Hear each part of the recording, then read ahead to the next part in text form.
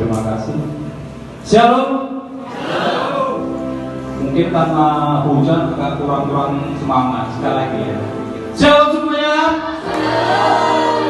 Lebih semangat lagi. Shalom semuanya. Terima kasih. Sebelumnya saya terima kasih juga atas kesempatannya telah diizinkan untuk bersaksi di tempat ini, Emang.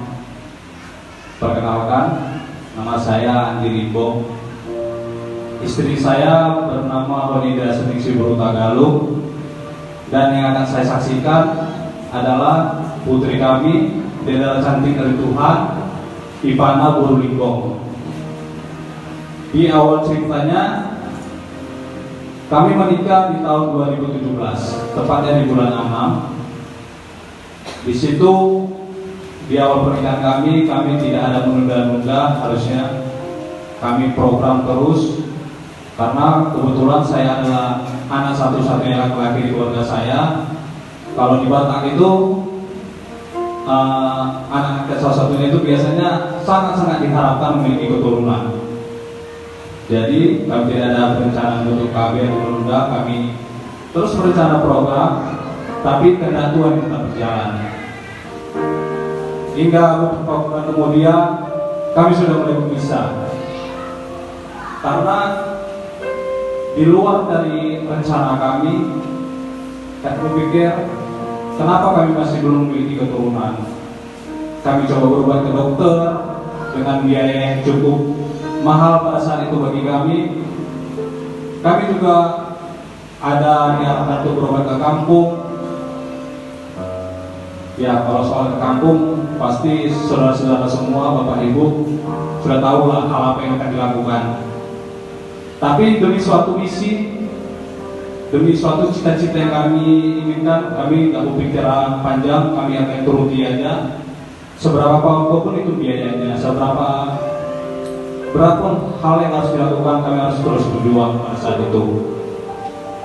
Hingga 2,5 tahun berlalu, hal itu semua masih sia-sia. Dalam arti mungkin doa kami pun belum didengarkan Tuhan.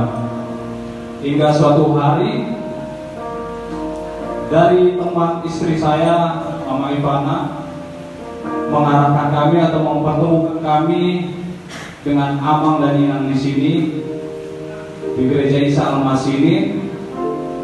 Kami dipertemukan, dan gak panjang lebar kami bercerita tentang pergumulan kami.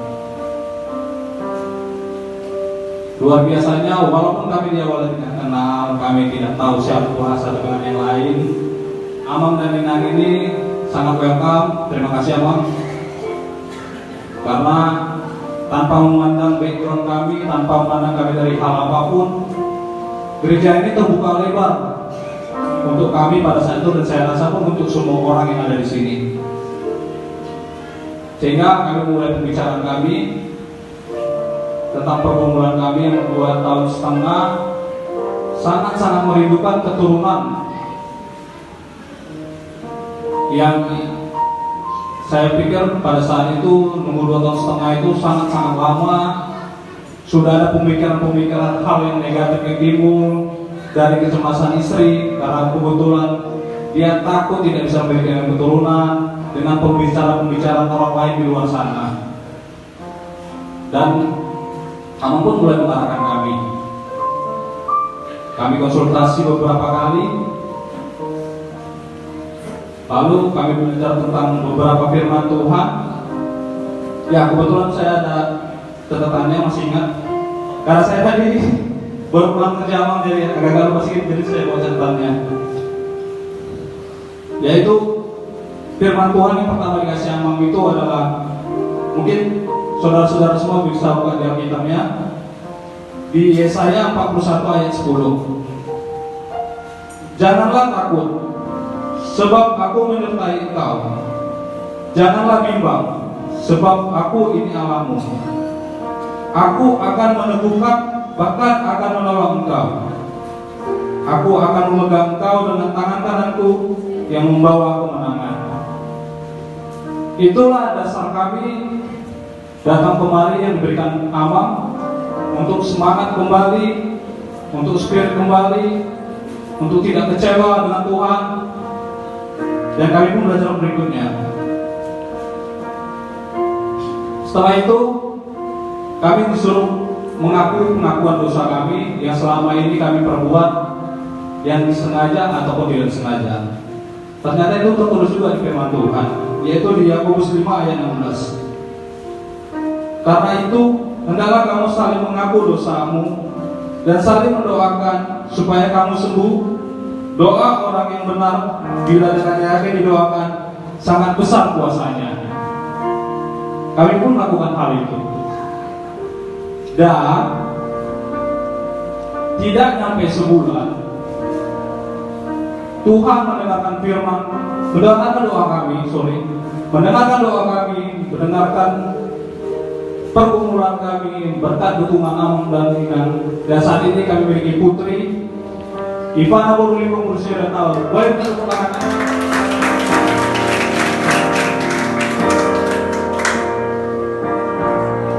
Ya, agak lambat berdirinya karena dia cukup kooperatif orangnya.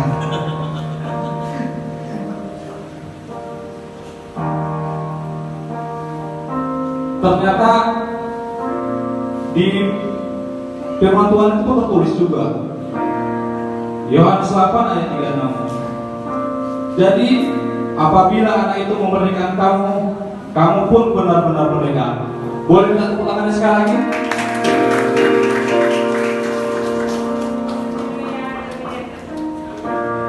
Ya, inilah berkat Tuhan, kuasa Tuhan yang sangat luar biasa terhadap kami, yang dimana kami sudah mengandalkan uang, kami sudah mengandalkan hal lain, ternyata Tuhan kasih gratis kepada kami. Ini dia buktinya, tepuk tangannya.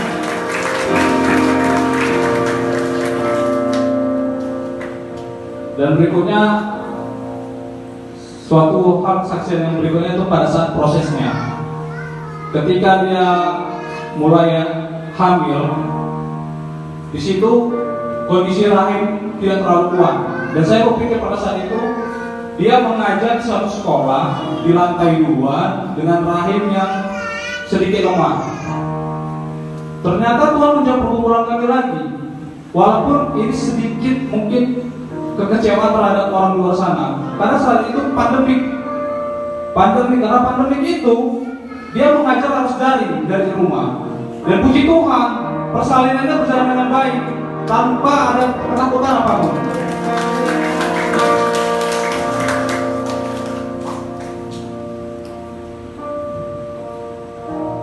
Nah, proses berikutnya itu adalah ketakutan saya. Ketika itu saya masih kebetulan bekerja ditugaskan di Aceh. Nah, karena pandemi itu diadakan pemeriksaan seketat-ketat mungkin. Karena kita pada saat itu langsung lockdown. Saya bergumulan, gimana kalau nanti anak saya lahir, saya tidak bisa pulang. Karena ini hal yang sangat-sangat saya impikan gitu. Mereka sementara kita setiap pulang itu harus mengandalkan PCR atau antigen, dan itu memerlukan biaya.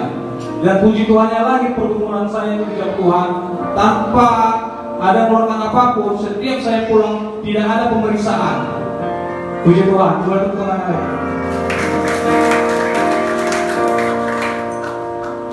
Itulah sebagian kecil sebenarnya dari kisah kami. Sebenarnya banyak hal. Setelah kami konsultasi dengan Amang dan Inang di sini, setelah kami sudah banyak cerita tentang firman Tuhan, tapi mungkin nanti bisa sampai pagi, Amang. Jadi karena keadaan waktu, itu sedikit kerja kami.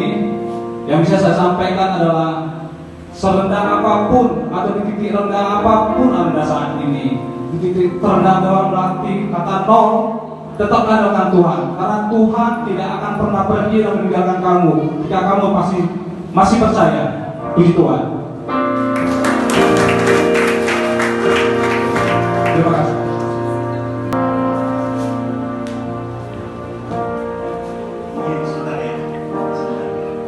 Salam. Saya sebenarnya tidak mau naik di sini karena biar kemudian untuk Tuhan saja. Hanya seperti yang bersaksi ini orang Batak semua. Seakan-akan mujizat itu untuk orang Batak dan orang Karo. Kalau bersaksi semua, nggak jadi kita dengar khotbah. Ya sebenarnya ada juga dari agama lain, dari suku lain. Sekarang sudah pindah ke Medan. Sebenarnya anaknya anak-anak orang yang mantap, anaknya dokter. Tapi justru anaknya yang dokter datang ke sini minta bapaknya supaya didoakan, supaya dilayani dan disembuhkan. Dan puji Tuhan disembuhkan, diselamatkan. Supaya nanti kita jangan berat hati ya, ini cuma mujizat untuk orang Batak aja. Kasih Tuhan mujizat untuk semua suku. Ada untuk orang Nias, saya kecil hati kalau orang Nias tidak dilawat oleh Tuhan, saya sendiri orang Nias. Baru-baru ini datang dari Pulau Nias. Ayah saya tidak ada di tempat ini. Dan itu penyakit yang saya sendiri takut sebenarnya. Dan Tuhan sembuhkan. Dan saudara yang dikasihi oleh Tuhan kita Yesus Kristus, satu mau saya katakan, itu bukan perbuatan saya. Itu perbuatan Tuhan semata-mata. Ada pertobatan, ada mujizat. Amin. Boleh kita katakan ada pertobatan, ada mujizat. 1, 2, 3. Ada pertobatan, ada mujizat. Tapi ada satu mujizat yang lebih daripada mujizat bangkit dari antara orang mati. Jadi ada mujizat yang paling hebat itu orang mati dibangkitkan. Kalau Inam tadi hampir mati dan hidup lebih sehat sekarang. Yang mati dibangkitkan itu mujizat yang luar biasa. Ada mujizat yang lebih daripada itu. Kalau saudara pada malam hari ini boleh menerima pengampunan dan keselamatan oleh darah Yesus Kristus. Terima kasih, Tuhan Yesus memberkati.